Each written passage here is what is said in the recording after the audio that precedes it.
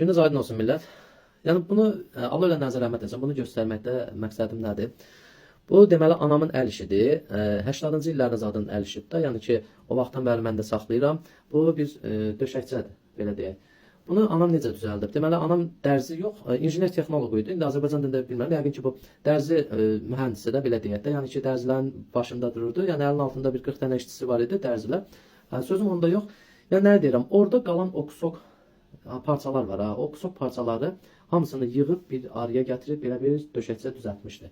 Və bu da şükür Allaha ki, hardasa 40 ilə yaxındır məndədir. Yəni qoruyub saxlayıram. Bu mənim evladlıq borcumdur. Nəsə sözüm onda yox. Yəni millət nə demək istəyirəm sizə? O vaxtda insanlar, qadınlar, yəni analarımız da, o vaxtda analarımız hər şeydən ekonomiya eləyərdi, hər bir şeydən yığımcılı idi. Məsələn, anam bugünkü gün o qusokları, parçaları tullaya da bilərdi da, məsəl üçün. Amma eləmirdi, ondan nəsə düzəltməyə çalışırdı ki, israfçılıq olmasın, atxoda getməsin.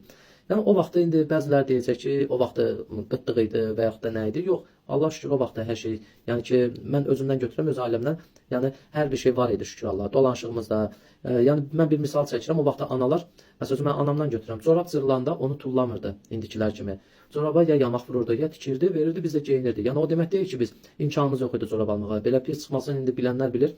Yəni xaladenikimizdə asatirinə qədər var idi, ikraya qədər var idi. Yəni atamın işi yəni yaxşı idi da belə deyək də. Yəni dolanışığımız var idi. Bizi kimi də çox insanlarda bu şərait var idi. Yəni kasıb varı fərq eləmir. O corab tikmək, yamamaq qəbahət deyildi. Yəni o gündəlik ayaqda olan bir şeydir. Nəsə, keçək o biri məsələyə. Məsəl üçün çörəyi bugünkü gün zibil yeşiklərin böyünə baxırsan, əstəğfurullah günahdır. Baxırsan bütün çörəklər, para çörək oradadır.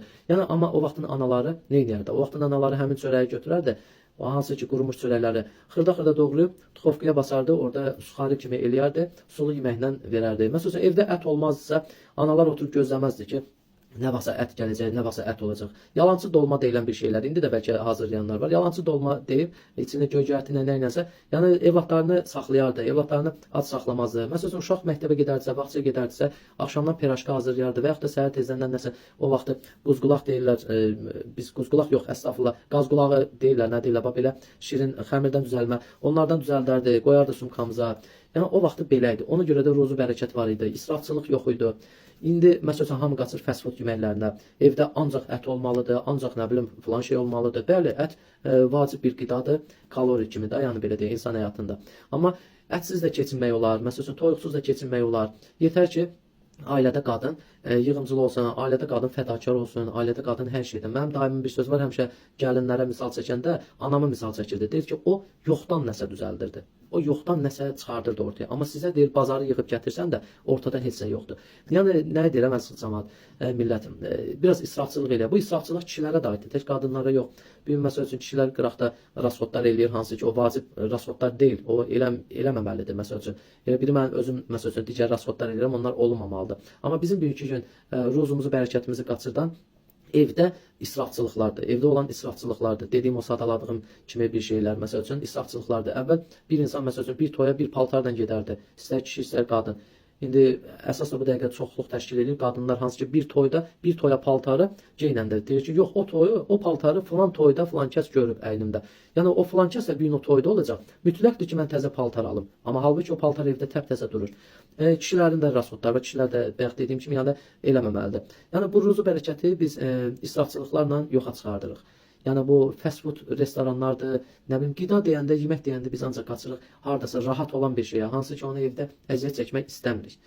Bax, odur bax bizim bugünkü gün məsəl üçün ruzumuzu, bərəkətimizi qaçırdan. Allah hamıya ruzu bərəkət yetirsin inşallah. Yəni ailələrdə qida çatışmamazlığı olmasın, sağlamlıqla bərabər. Yəni bu kimi hallar baş verməsin, amma çalışaq israfçılığa yol verməyək, əziz xalqım. O biraz ruzu qaçırdan bir məsələdir.